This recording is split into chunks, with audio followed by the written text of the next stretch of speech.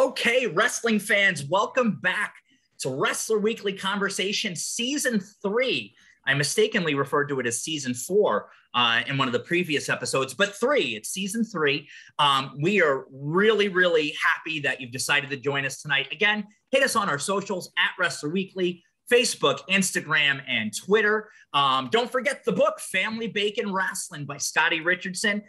Some great content in there for those of you longtime wrestling fans. A lot more great stuff coming your way in 2022.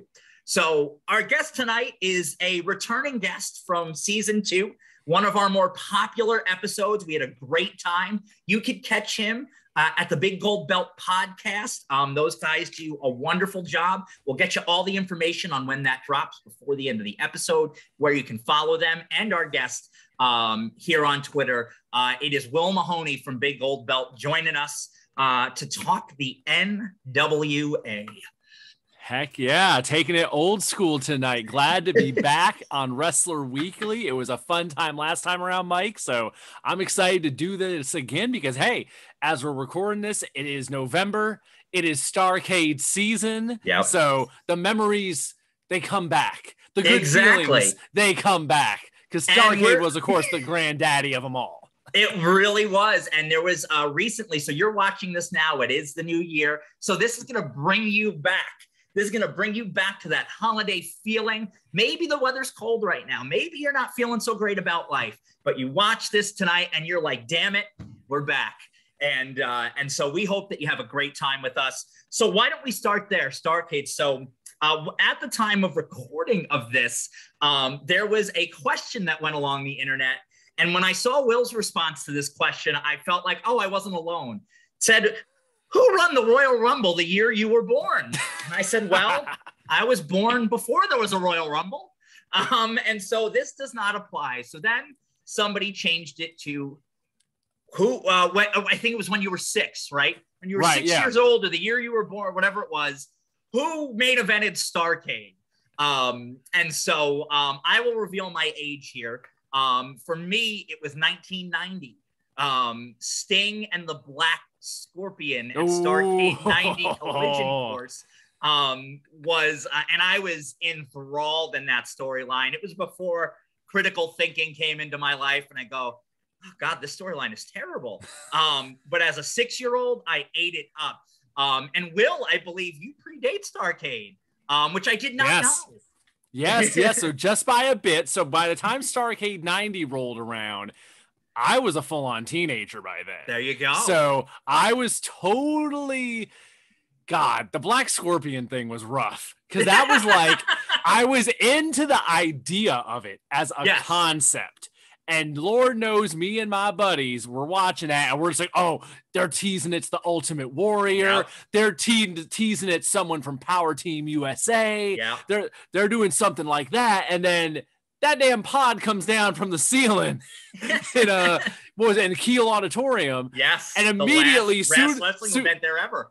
Yep. And soon as that pod came up and you got to look at that damn face, it's like, that's damn Ric Flair wearing a mask. Yeah.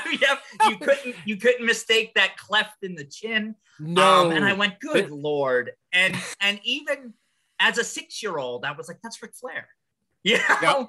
And there was no hiding it. No hiding it. Yeah, I mean, so let's take a look at some of those options. So we talk about, WCW clearly teased it was the Ultimate Warrior. Right. That's what they wanted you to think Starrcade night. They did something that I called the Starrcade stats before the matches. That's right. They did. Yep. And it said, oh, the guy referenced Tulsa and Oklahoma City and he was a former tag team partner of Sting. I mean, it only points to the Ultimate Warrior. But then you're like, okay, and now knowing what we know, that was WCW's hope. Right. But there was no plan or how we're actually going to make this happen. Ultimate Warrior was the WWF champion at the time. Yeah, there was no damn chance he was coming over. Not a chance at all. This was like, what is the end game here? And then you think about possible other people. Power Team USA, really the only guy that could have been was the Angel of Death, Dave Sheldon. And I feel like that would not have really gotten over. you know? No respect to Dave Sheldon, but he was mid-card guy at best. Well, yeah, and he wasn't really known on a national level. Like, he had his runs in, like, world class, as it was like, at that point, UWF, world class wasn't doing that darn great. UWF, it's like he was not going to be the guy you could put into the main event. That's the thing. Yeah. This was a main event angle. And it's like, I remember hearing that. It's like, oh, it was going to be Angel of Death. And it's like, that was not going to fly at all. No. And Lord knows the other random folks in Power Team USA, that wasn't going to work because they weren't known names either to like a widespread group of people. I think the only other name that possibly it would have been a stretch too, but at least Eddie Gilbert is a possibility that would have fit with the whole UWF theme and a former partner of Sting's. Because it wasn't going to be no Rick Steiner. So if they had done Eddie Gilbert, Rick Steiner. Yeah, but they had already, like, by that point, after the 89 run, in the NWA, it was clear that Eddie Gilbert just was not in favor there to get pushed at that level. Yeah. So they were just like, they painted themselves into a corner, and it's like, you have about 5 names there, and none of them would have worked. They had everyone convinced it was Warrior, and it was just like, I was old enough just to be like, how's that going to happen? So what the hell are they going to do? And then it ends up being Flair. And it's one of those things where it's like, well, of course it was Ric Flair, because that's probably the only name option they had left. So it's it's Ric Flair. And let's forget about this and just move on. Well, and it's funny too, you watch that match back and Flair's doing a lot of his signature spots. Like he crotches himself on the rope. He does the flop, I think, at one point, and it's clearly by his size. And you look and you're like, I didn't expect the Black Scorpion to be that small. Right. Like, no. Not that Ric Flair's a tiny man, but like compared to what you thought, the hulking figure you saw. And I want to give props here. Ole Anderson did great with those promos. The voiceovers. The voice modulator. And, right. I was buying that, as a 6-year-old, like I said, to me, that was like, oh crap, like this guy's dangerous. Absolutely. And the thing was, they started that whole thing like in August. Yeah. And so here it is December. So it's like been 4 months of teasing this and stretching it out. And like, what are they doing the parlor tricks with making people disappear? And Lord knows that should have been our warning sign that this thing ain't going to pay off good. When they started making people disappear, when they turned someone into a tiger or something at Halloween Havoc, that's what we should have known. This ain't gonna work out. This isn't gonna fly. No, but they go through all that, and then it just ends up being Ric Flair, and it's like we're just back where we were back in July when Sting first won the title, and even doing the little short interlude that had Havoc with like Sid Vicious and Sting. At least that was fresh and something different, and it's like, and that was a unique main event ending with Wyndham being the fake Sting. Like, that was smoke and mirrors I was okay with, Yeah, because at least it was something different. It wasn't, I think part of the thing was like Flair as champ, we had it for so long at this point. And the whole idea of Sting finally getting the belt, to me at least as a kid, felt like this is supposed to be the beginning of the new era. This was to be the beginning of the 90s of like a new WCW. And it's like, it's just more Flair. And then of course, Flair ends up just winning the belt a couple weeks later in the Meadowlands. I was there that night, by the way. There you go. In the middle of that big snowstorm and all that. It was a terrible snowstorm, and Sting with the foot on the rope. Flair brings it up. That's actually the first WCW title match ever. And I remember, again, I was 6 years old. My dad, I was chanting that the Freebirds sucked, and he's like, "Watch your mouth," and I was like, "Oh," but it maybe 3,000-4,000 people that night in Meadowlands. Yeah. But it was wild, and so we look back, right, and taking a look back at that time, considering that WCW really didn't, and again, I know we're getting a little bit out of Jim Crockett here. This is the beginning of the 90s, but there were no real viable heel challengers at that point. Right. You know what I mean? I mean, you could run Sting through the Horsemen, but you know what I mean? Like it was, I can't remember anybody on that until Rick Rude comes in, and Vader and all those guys come in. Right. That's when WCW had these viable heel challengers, and again, too, even Cactus Jack in 92, you know? So I think Sting's second run definitely suited him a little bit more. Way better. And not that Way his better. first run was bad by any means, but they just didn't build it successfully to have people waiting in the wings for Sting. Yeah. I mean, maybe Stan Hansen, you know, at that point, but, you know, but I'm not sure, you know? Yeah, it was all about getting the title to Sting, but it very much came across like once they got there in July at the Bash and they got it to him, then it was like, oh, rematches with Flair. Other than that, okay, we're gonna do this Black Scorpion thing. But it's like they came up with the Black Scorpion idea, but they clearly came up with it with no damn idea of like, how are we going to pay this off unless they just had this pie in the sky dream that hopefully we can get the Ultimate Warrior, but we have no guarantee of that. And what the hell would make you think that you're going to have a chance at getting the WWF champion at the time? You know, why you would even think that was a possibility? Absolutely. I don't know. Yeah. And you look, like I said, and again, it's so easy to book in hindsight, right? And say, oh, they could have done this, they could have done that. But yeah, I'm sure they were in a jam. That, again, you put all your eggs in one basket. Sting's the champ, you know, and then you're like, oh, what now? And I think that's why a lot of times heel champions are the way to go, because a lot of times it is about the chase. You know, not so much the, you have the moment, but then you see, and I don't want to say a lot of times, but sometimes then it's underwhelming. Oh, I liked it better when so-and-so is chasing rather than as the champion. You know, so it's an interesting dynamic. You know, I think it goes to show you have to have a strong roster all the way through. Because if you just go 6 months later, if Nikita Koloff comes back, you know what I mean? Maybe you bring in, I mean, they had really, you know, Muta was not as strong, but Muta, I think, would have been a viable challenger, you know. Sting had never really beaten him, you know, outside of, I think, Starrcade 89. You know, and then maybe even you turn Luger a little earlier, you know, and you go that route. So there's options, but I mean, it's boy, like I said, it's much easier to go back now, you know, 31 years later and be like, oh, they should have done this. So let's talk about that. We started with the Starrcade. So let's talk about, well, do you have a favorite Starrcade from that era? Starrcade that you were like, this was my event. I really love this one. God, that's a tough one, because the sweet spot for me, I would say the two that I go back and watch the most, I really can't narrow it down to one. Okay. But God, 85 and 86 are the sweet spot for me. Yes. Those are just like where 85 I've watched so many damn times with like, you know, almost every match on that card has blood. Yeah, it's a very bloody card. Yes, just up and down the show, just, you know, tons of action, just molten hot crowd for that show between the two venues that they have for it. And I mean, of course, what more can be said? Tully and Magnum in the cage goodness, as just, you know, one of the most awesome hate-filled brawls of all time.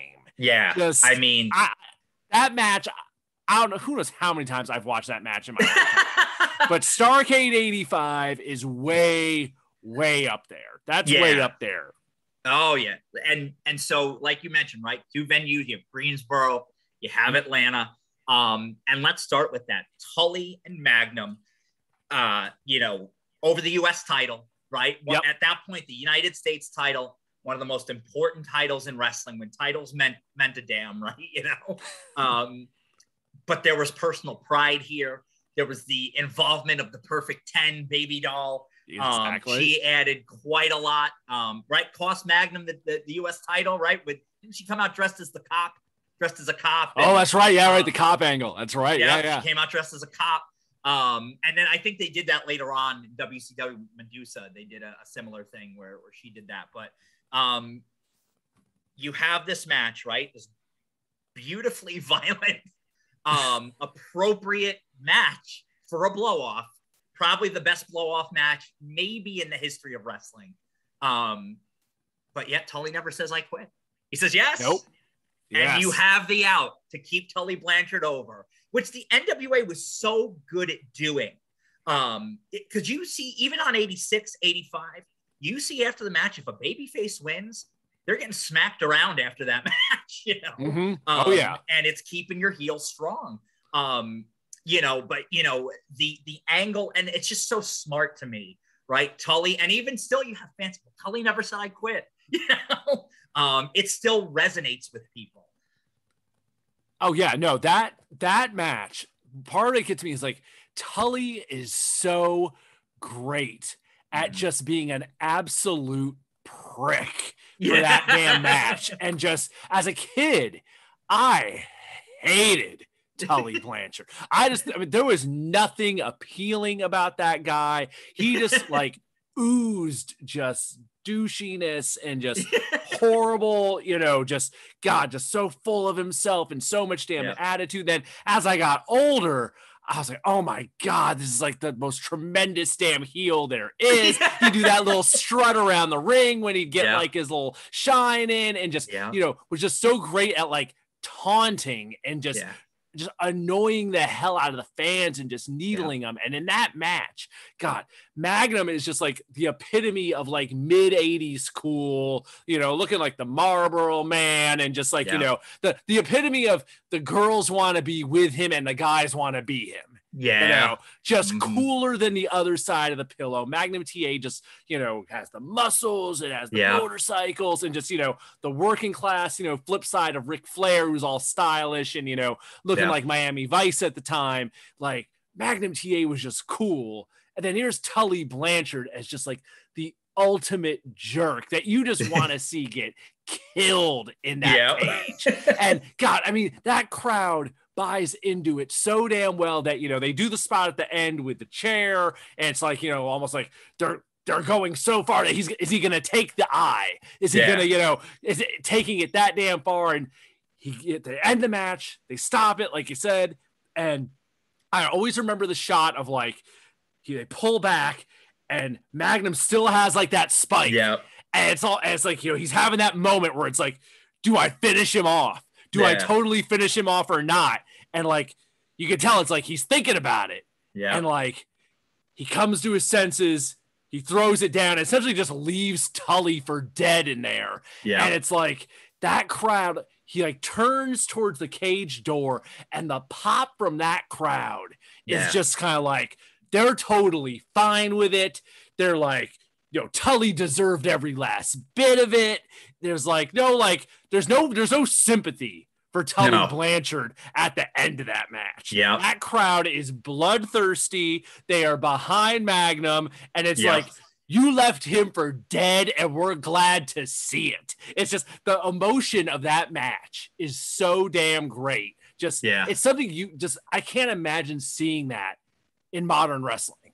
Just the emotion of that match and how invested everyone is, to where it's like he puts Tully Blanchard down and everyone in that building's fine with it. It's like, you know, the hero won the day and conquered, you know, the evil villain, and just everyone's I can't even imagine what the footage must have been like to be there, like how Tully got out of that cage and got to the back without, like, you know, I can't imagine the stuff that must have been thrown on him and said to him, leave it out, because he was hated.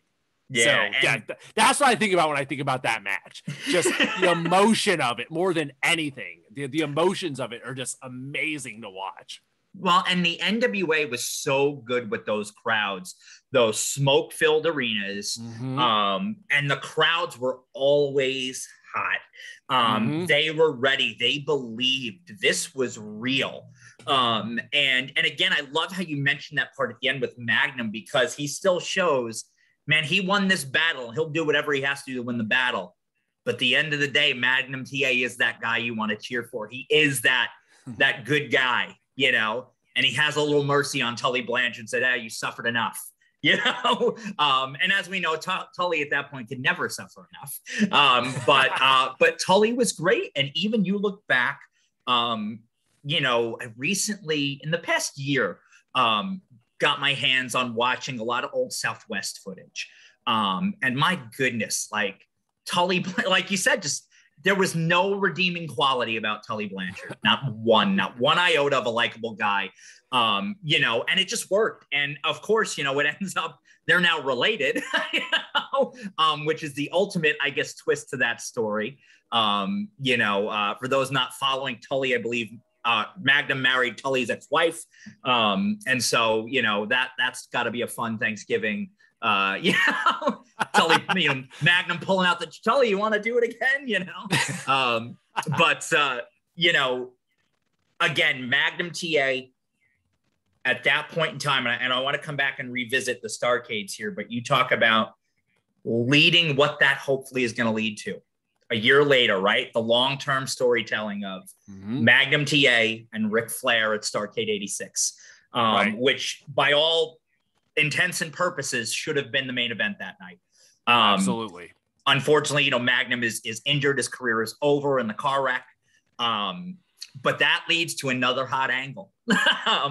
Dusty Rhodes comes into the cage to fight Ole and JJ of the Horsemen. And behind him is Nikita Koloff. I think you might remember the magazine cover, you PWI fans. I cry for Magnum TA, says Nikita Koloff. Nikita comes in. The fans don't know what Nikita's going to do. Is he going to double cross Dusty? And he goes in there and opens a can of whoop ass on Ole Anderson and JJ Dillon. And there's the stare down with Ric Flair, and the crowd eats it up. It was just like electricity. The 35th anniversary of this, just a few days ago. But your thoughts on this angle and this build now, this switch to Nikita, right, and how hot that was for a time. Yeah, having to switch directions there. Because, like you said, 86 should have been Magnum finally wins the big one, the big change from the build. Heck, they've been doing the build since they got back on TBS of Magnum just running through people and being a machine with that darn belly-to-belly suplex. Yep. So for all intents and purposes, 86 should have been Flair Magnum, the big crowning moment for Magnum TA to take the big gold belt. So, of course, we know the accident happens, got to change directions here.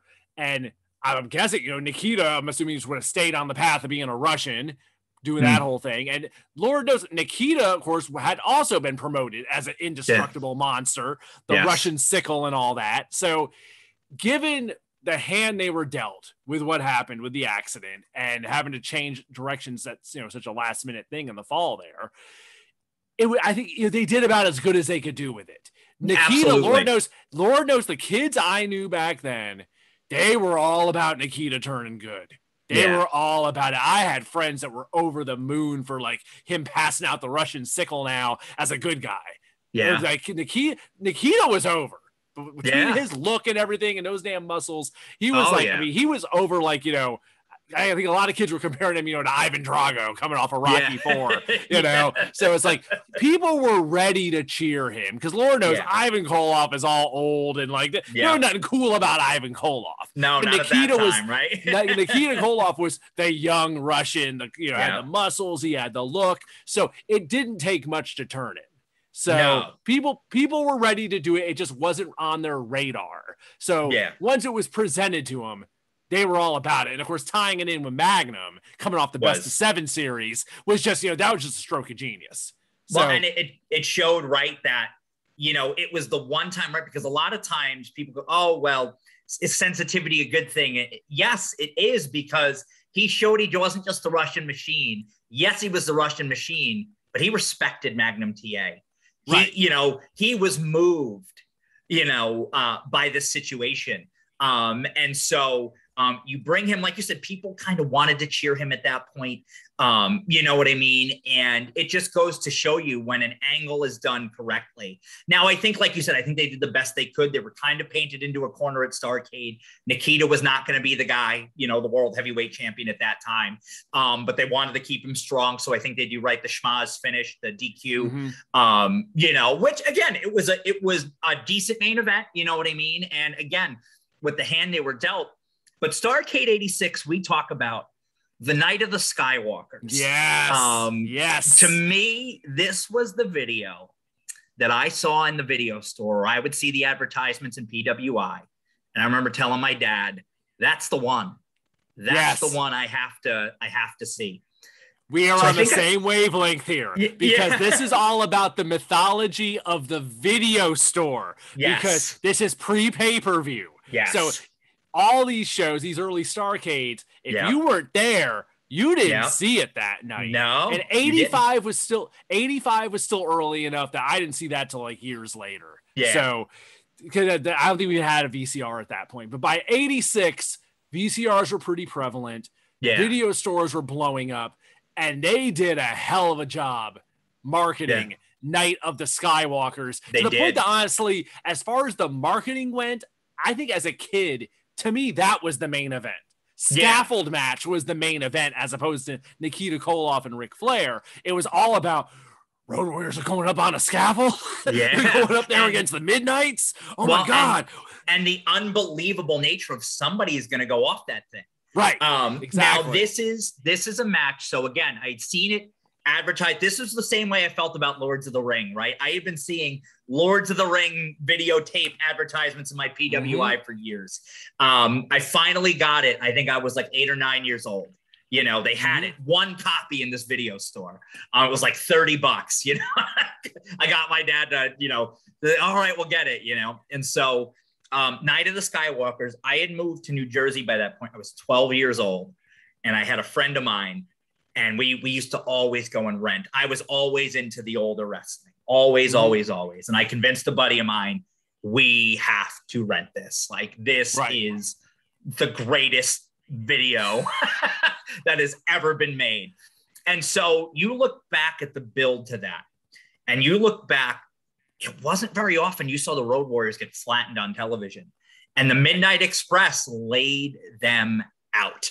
By nefarious means, of course, right? But I remember Bobby Eaton with Dennis Condrey holding him down, coming off on Animal's neck with the knee off the top. And remember going, oh my gosh, obviously seeing the footage later, going, oh my gosh, they did that to the Road Warriors? Like, right. And then the lead, and this is a match that you watch for the spectacle of it. This is not going to be a catch as catch can classic. You have 4 guys up there who are scared out of their minds. And but for what that match is, I think the watch back on that is really good. Because I think if you watch it and enjoy the spectacle of it, to me, it never gets old. I still feel those jitters when I go, oh dear God, they might fall off that thing. You know? Right. But it was the first mainstream scaffold match. It had been done in the territories, but nothing to this level. So it was similar to like a Hogan Andre thing, obviously not quite on that level, but like where you almost believed at that, oh, this has never happened before. You know, right. Oh, absolutely. This is the first time, you know, holy crap. Obviously, you know, Bobby and Dennis take the dive, you know, they were always going off the scaffold. Then the classic Jim Cornette, Big Bubba Rogers mishap at the end. Cornette busts both his knees. Bubba is supposed to catch him and does not. And that's still painful. I still can't. That's a painful thing. But to me, that was a match that, holy crap, that kind of delivered. The spectacle was everything you hoped it would have been. But I love that card. I love the dynamic of that look where you still kind of have the dark lit arena. But it was a good, I mean, you have Wahoo McDaniel and Rick Rude in a strap match. You know what I mean? Big Bubba and Ron Garvin in the Louisville street fight, right? You know, so, and of course, 85 and 86, 2 classic cage matches with the Rock and Roll Express. The first against the Russians, the second against Ole and Arn Anderson. So rounding out those thoughts on 85 and 86 for you, Will. Yeah, God, I mean, to wrap it up with a scaffold match part. I mean, I don't know if people today quite get how over the Road Warriors were as a tag team. That, I mean, they were as big as any main eventers there were at the time. The legend of them was over so huge with that look, with the spikes, with the shoulder pads. I mean, that was something marketed so perfectly at teenage boys that it was like, it's ate that up with a spoon. So then you take the Road Warriors and that whole mythology and be like, we're going to put them on a scaffold. and we're going to have Jim Cornette out there who annoys the hell out of everybody. Yeah. And the whole damn idea is going to be that someone's going to get thrown off this thing. And then don't forget, they did those great damn vignettes with them going up on the scaffold with the pumpkins and throwing them off the damn scaffolding and shattering on the ground while Iron Man's playing. Those things were so damn effective just to build into the hype of someone's gonna get thrown off this thing and their head's gonna get cracked open. And of course, as a kid, you're thinking this might actually happen. You're not thinking of it like, okay, there's no way that's actually gonna happen like that. Yeah. But that's how they sold that damn videotape. Yeah. That tape, I'd love to know how well that damn tape did, because it must have raked in the money. Because just the legend of that match and the whole Night of the Skywalker's marketing on it did so damn well with just every kid I knew about that thing. It was just like, and of course there wasn't no damn scaffold match in WWF. So glitzy WWF with their nice production and all this, that wasn't something they were doing. So if you wanted to see a scaffold match, this was the tape you had to get. It was really smart on that part. And hey, I think for that time, I don't remember anyone watching it and being like, oh, that sucked. It wasn't any good. They delivered on it enough that people were into it. I think just the only problem with it became, they tried to bring it back the next year in '87 with the rock and rolls and the midnights. And so you couldn't bring it back that quick. You couldn't bring it back. It's one of those gimmicks that like you can do it, but once you do it, you got to put that thing away for a long time. Yeah, absolutely. It's just, there's not a whole heck of a lot you can do. It's such a limited gimmick. Yeah, because there's only so much you're going to get. There's only so much mileage to build to the fall. Obviously you want to do the fall, but again, you're not going to see guys wrestling up there. It's going to be fists and, and making sure they have their footing. Which again, I think they did really, really well, because again, I think it was a genuine, genuine fear of being that high above the ring. But two, I think that sold the effectiveness of, oh crap, this is dangerous. You know what I mean? Once you see those guys up there in the middle of that thing, and there's no damn rails on it. There's only the rails on the ends. Yeah, they're just up here on this damn platform that's all probably maybe 3 feet wide. Yeah. And just they're up there trying to do what they can, and you see how rickety it is. Yeah. It's like, no, that makes it as real as it can get. Once they're up there, to where you're like, okay, if someone takes a wrong step here, then hell, this is bad. And then in the end, Cornette really gets hurt off it. So it's like, hey, even the part they tried to do at the end didn't quite go together. It showed you, hey, a fall off this thing is as real as it gets if you hit that ring wrong. So I mean, and God bless those guys. I mean, Bobby Eaton and Dennis Condrey, for I hope they got some hazard pay for that. But again, you know what? It worked because the Midnight Express was so believable. You believed that they were dastardly enough. Yeah, you wanted to see them but they might sneak something out here. You know what I mean? Yeah. They were devious enough and smart. You always knew the Midnight Express, and whether it was Condrey and Eaton or whether it was Eaton and Lane, they were like the thinking man's wrestler. You know what I mean? Right. They were going to try to do take every advantage that they could. And they were good at that. They were really good. Like I said, when you watch back the footage, you go, oh my God, these guys just put down the Road Warriors on television and made them. Which did not happen. Never happened. It didn't ever happen. It's the first time I could remember, so I think it says a lot about, the quality. And again, I think the quality of teams, and you're right, that NWA style, that Southern style of wrestling that was more gritty, that was in your face, that was going to be a little bit more rough and ready. It wasn't going to look as polished as the WWF, but man, it was going to be way more exciting up and down the card, you know what I mean, than what the WWF had to offer at the time. No doubt. That I think back to that tape, and just that's when they got rented for years, just off of like that was like we were saying, that's the only way you could see a scaffold match. So that match alone, I think in so many ways sold that damn tape just by absolutely itself. Nikita and Flair and everything else, that was cool, but Dusty was smart as hell with just, we're gonna put a scaffold match on here, and that's the big hook. That was like doing the cage at WrestleMania 2. Exactly, that was the hook. Back in those days, it was like, cage matches were such a big deal, or just a super unique gimmick like that, where it's like, okay, we can do sell the whole damn show just on this one damn match. And hell, it wasn't even the main event. So yeah, but it was, like I said, and the name, right? Night of the Skywalkers. It was just like written in the stars. And the NWA, like you said, they marketed so many great home video cassettes back then.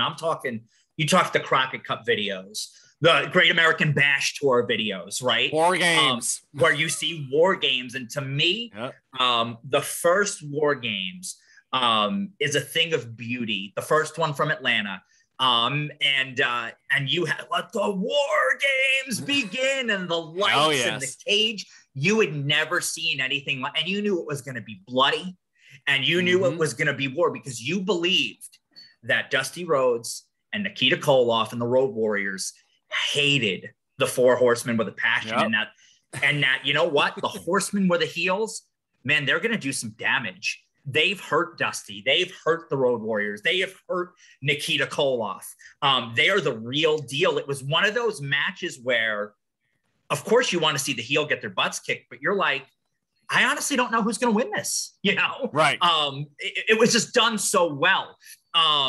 You know, one of the things that stood out to me, and again, this was one of those tapes that I just got to get, because my dad started taping stuff for me late 87, early 88, but I was into wrestling from, the time I was in the womb. And again, living in New York, we did get the NWA, we did get the WWF, but it was a big WWF territory, so that stuff was accessible.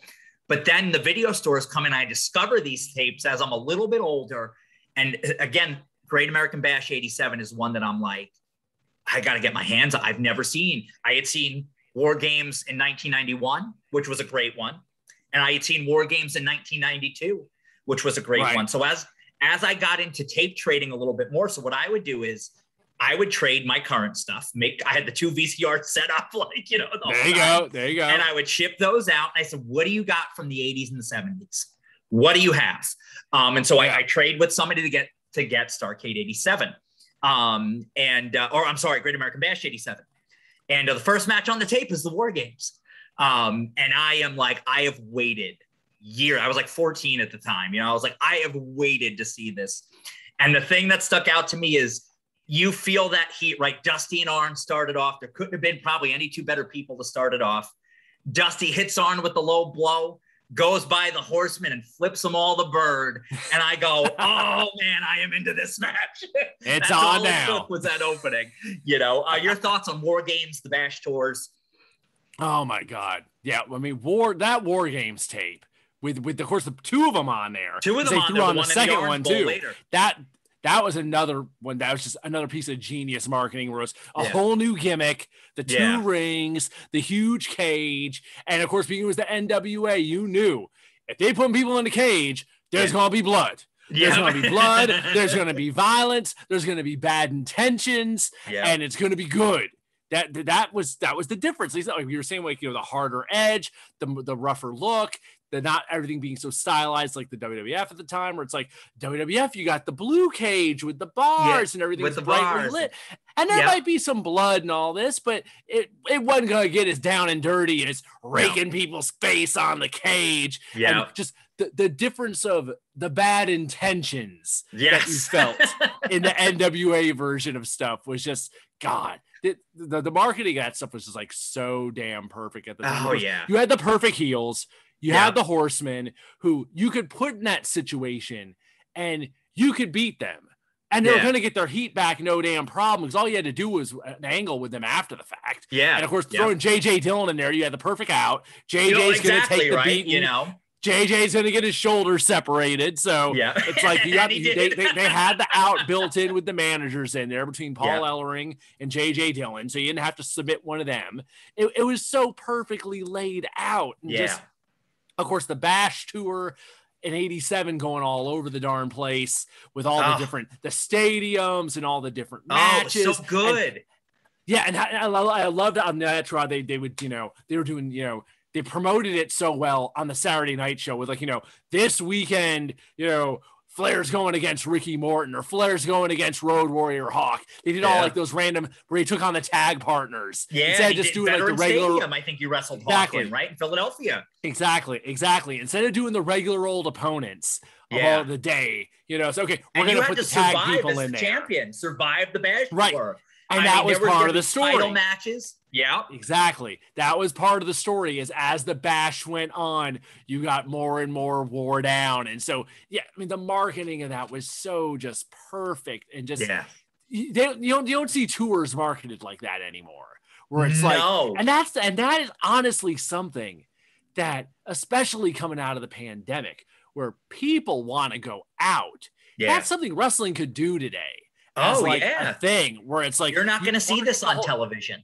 Exactly. You market the idea of the live experience and it being, a tour. And hell, people have been cooped up for 2 years. They want to get out. That is something that could be done in modern wrestling. Absolutely. That would be different than what we've been seeing. That could be brought back. The whole idea of the tour and the champion having to survive whatever theme tour there is and having some big blow off match at the end of it where like either it's going to be a War Games or some kind of big cage match, some big stiff match at the end where you do all these interchangeable matches building up to it throughout the tour, and then you have the big blow off at the end. I mean, that there's nothing about that has to be exclusive to the 80s. That's an idea that can work today. It just has to be marketed right and have the right people involved.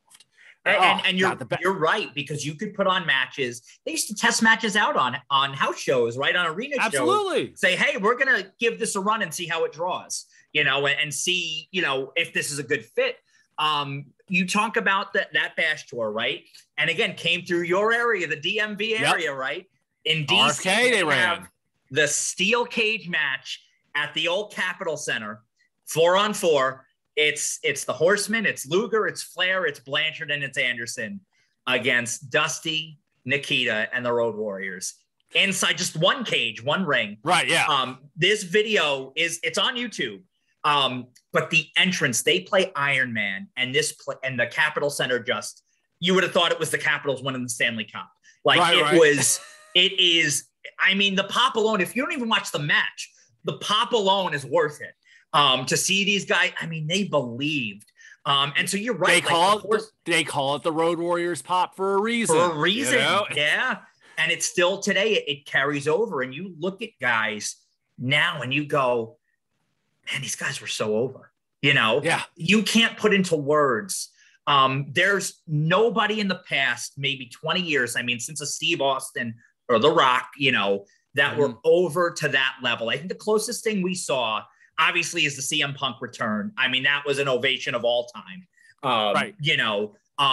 And Cena's return recently, was a huge pop, but again, this was every night that this was happening back then. Now it's only for special events. It's for a special occasion like that. Special occasion. Someone returns, but once after that happens, after a couple of weeks, it's okay. Next week, it's normal. Like, exactly. Yeah. The difference back then was these people were just every city. Every town, God, those southern towns that they'd be taping worldwide at. Oh my gosh, great stuff. Molten hot. You'd practically be able to hear the building shaking on those old tapes. It was just insane. The amount of noise these venues would have in them. It would make you want to watch it even more, and you're getting excited. And I think the cool thing about that is, again, I think the difference is, wrestling is structured very different now. You have big matches on television every week. You see the main stars on TV every week. You might have saw a Ric Flair promo every week, but you did not see Ric Flair wrestle on television very often. Exactly. On the worldwide shows, he would tag matches or every now and again, right? This is a great one, and I'm sure you remember this one. It's January 1987. Barry Windham and Ric Flair on Worldwide Wrestling in a championship match. I think it was at the old Cumberland County Memorial Arena there in, I want to say that's Fayetteville, North Carolina. But like incredible, an incredible match. But again, there wasn't going to be a world title match every week. You weren't seeing these guys. You had to go to the arena to see a meaningful match on television, or you needed to know, where Can I get worldwide? You know what I mean? And, right. and things like that. You know, it was, you had to seek it out. Now I think so much is so readily available. I think it tempers some of those things, you know, and I think that's why you see those reactions for the big moments, but not that sustained, you know, that sustained reaction. But we talk about the Road Warriors and we talk about the Road Warrior pop. And this is, it was controversial for its time, probably would still be controversial today. The Road Warriors turned heel in 1988. Another great Starrcade here, Starrcade 88. And they have the angle with Dusty Rhodes where they take the spike and they put it in his eye. Really well done angle. Yes. Really good. Gets Dusty fired. TBS was not about the blood on television at that point. It was risque at the time, you know. But man, when Dusty Rhodes comes back and he does that promo talking about it was violence for the sake of violence, and you should have got both eyes because I'm still an breathing. Eye for an eye. Yep, eye for an eye. I don't care if Sting has to carry me in a wagon. He goes, I will be at Starrcade. The line that always jumps out of me, and he goes, when I wake up in the morning and I look out of my kids at one eye, I think of you, you know? Yeah. And I'm like, oh, dear God, you know? Like, but it was kind of the last great hurrah, you know? But again, I think you had, and herein lies the problem with this. People didn't want to boo the Road Warriors. No, they did. That was just it. Yeah, Dusty, as a teenage boy. Yeah. And like I said, they were so perfectly marketed as teenage boys with that whole look with the spikes and everything. Yep. And hell, when their faces, they were just coming out there destroying people.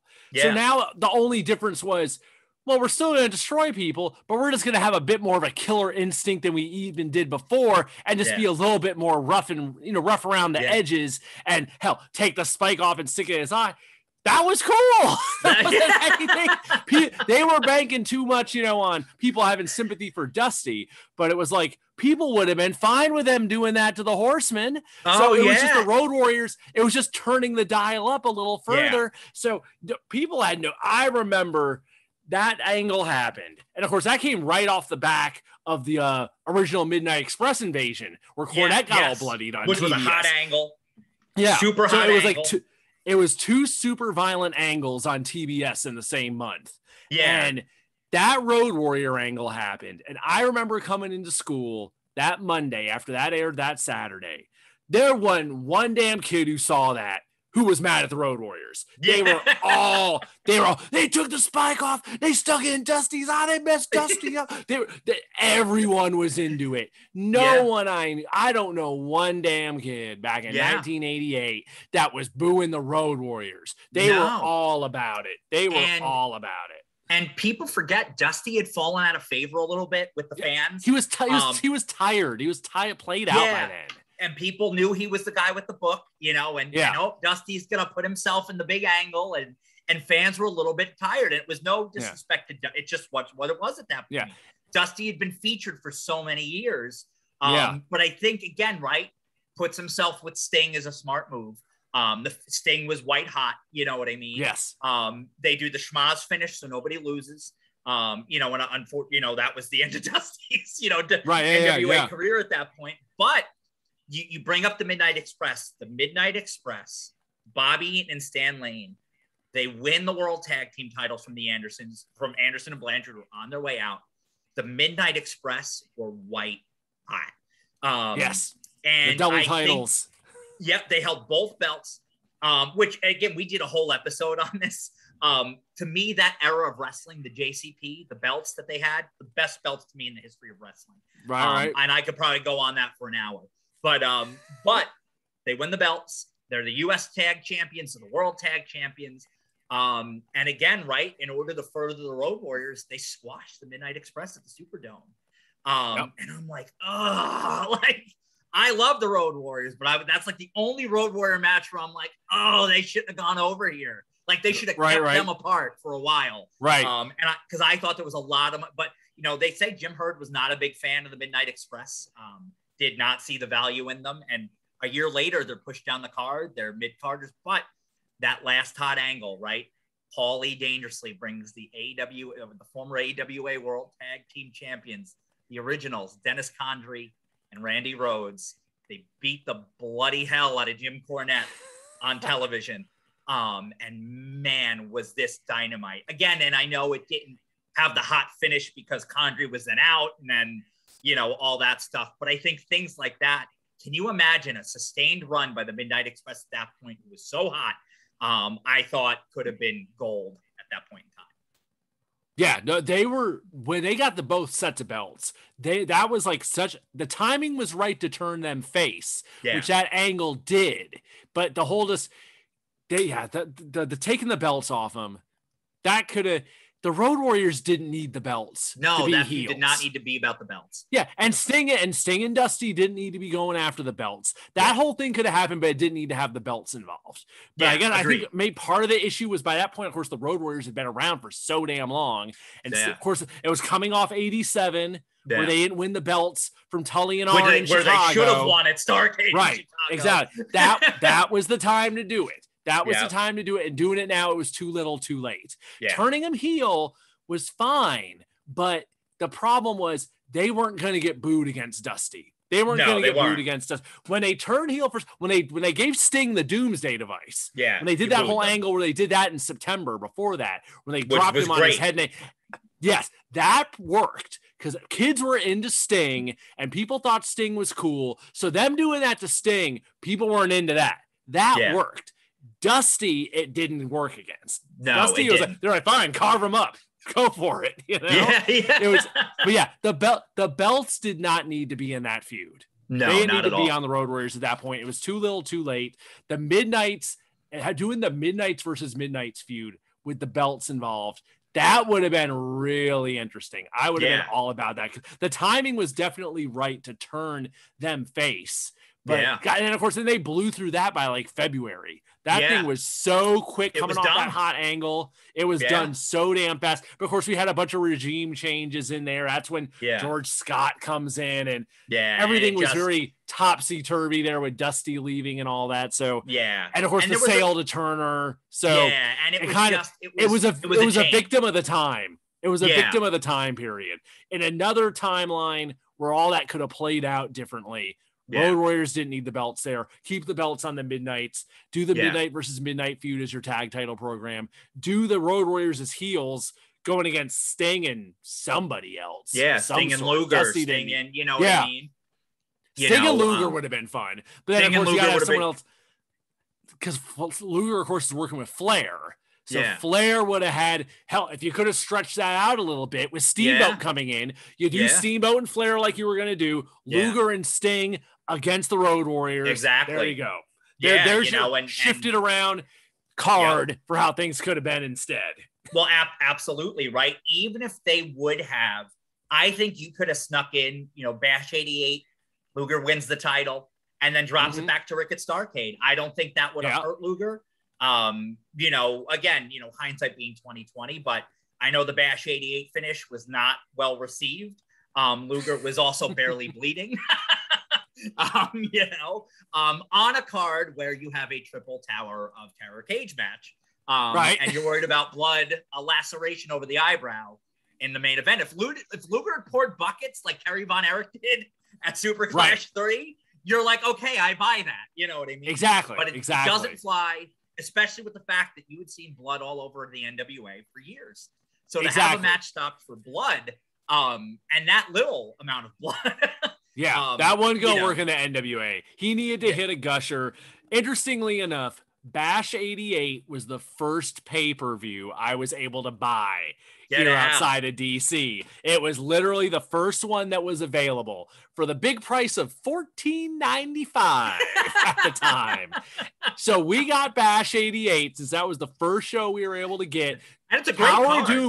Tower of Doom was definitely a big part of getting that show. All the kids were the idea of Tower of Doom, just like before with the scaffold match thing. Yeah. Luger and Flair was a big deal, but a lot of people came over because they wanted to see the damn Tower of Doom. Yeah. But when that finish happened, no one was happy.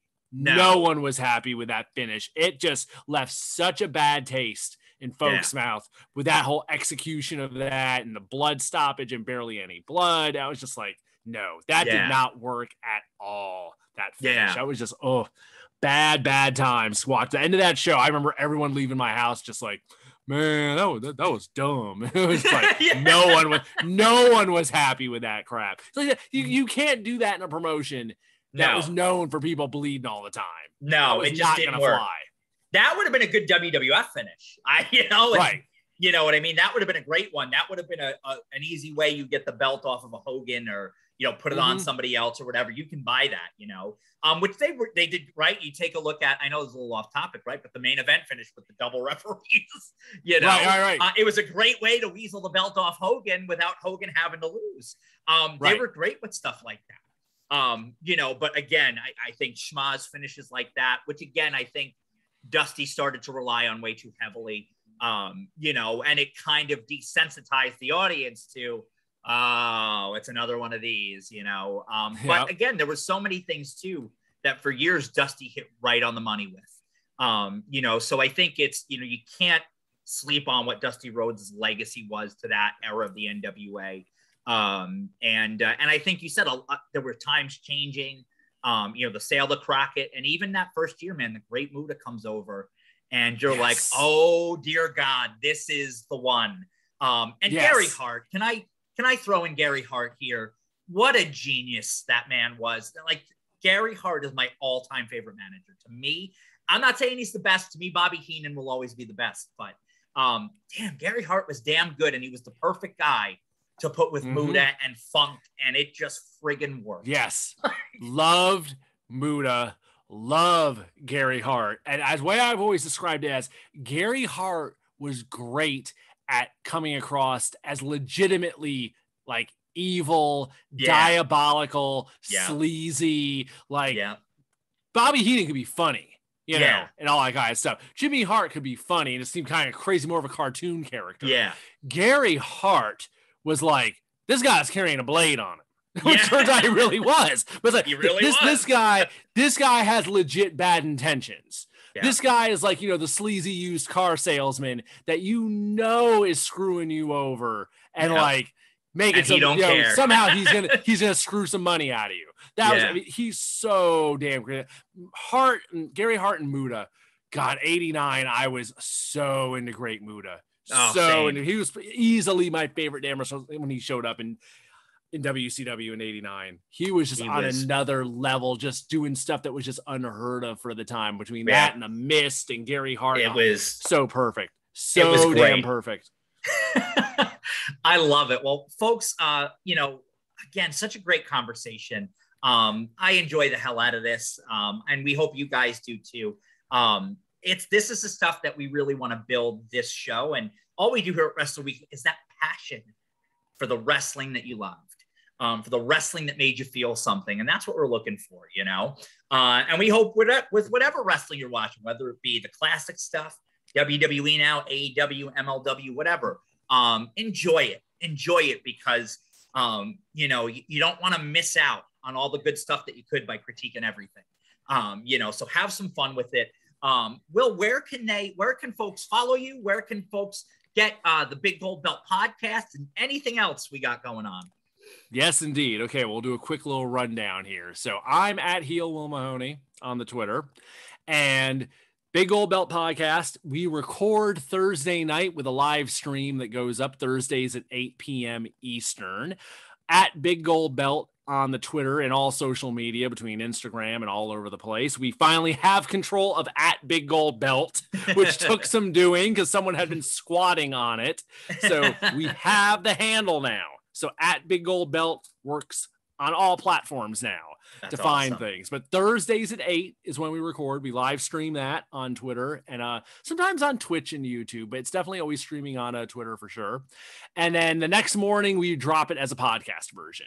So awesome. There's the live stream video, which is available. And I usually have the latest version of that pinned to my profile at Heel Will Mahoney and also at Big Gold Belt account too. So that's usually pinned to the top, but there's the podcast version and then the full version with the video. We break down, whatever's going on in wrestling during the week, whether it be people getting released, whether it be, just the latest shows going on. We try not to do stuff like show reviews and all that because people just, that's done to death by so many places. We're trying to have fun, positive conversations, talking about what's going on, you know, in wrestling at the time. Sometimes we get into some historical stuff. It just depends, you know, on the week. Sometimes we do some out of the box topics. Maybe we'll do like, you know, break down like people who should be drafted or moved around, or, you know, shake things up as far as some of these rosters. Because Lord knows there's a lot of talent out there today between the indies and people ending up in different areas. I mean, hell, we live in a world now where we got 2 major companies again. Yeah. So, and there's a lot of companies underneath that. There is a lot of talent out there as we start 2022 in this drops that I'm very curious to see where they end up. There's a lot of places and a lot of talent, and there's a lot of opportunity. I think the big thing to be excited about in 2022 for wrestling is there's going to be a lot of opportunity. And if anything, I think the last year has shown that people can move around. People can end up in different places, and that creates options. It creates options. It creates different things to look forward to, and things are a lot more fluid. They're not as rigid as they used to be. Agreed. So I think there's a lot of, heck, it's almost going to kind of be like a modern day version of what the territories used to be, except now it's all like everyone's got TV or streaming shows or and you can watch it all. Exactly. You know? It's all good. If anything, there's too much to keep up with. Yeah, and that's the biggest art issue, I'd say. Yeah, and again, the great thing about digital media is you can watch it when you want. You can catch up later. Exactly. You can do all those things. So again, I think you're right. I think there's so much opportunity out there, so much great talent, and there's more places for men and women wrestlers to be working. And no matter how you identify, there are so much more people who are going to be able to put food on their table to pursue their dream. So support your wrestlers, support your favorite wrestlers, buy their merch, you know, and buy some of our merch, right? But Wrestler Weekly, we're on Pro Wrestling Tees. You know, you can get that. You can get the book, Family Bacon Wrestling. And we got a lot more in store for you coming in 2022. So I can't thank the great Will Mahoney enough. Another ridiculously good conversation. This is going to be the episode that you go back and you go, oh man, that was a fun trip down memory lane. So let us know who you want to see on the show. Who would you like to see us reach out to, interview? And let us know what topics you want us to cover. We love hearing from you. So go out there, enjoy the wrestling of your choice, or enjoy all of it. Whatever you like, go enjoy it with some gusto. Thank you guys for joining us on another great edition of Wrestler Weekly Conversations. And as Bill Apter used to say, we will see you at the matches.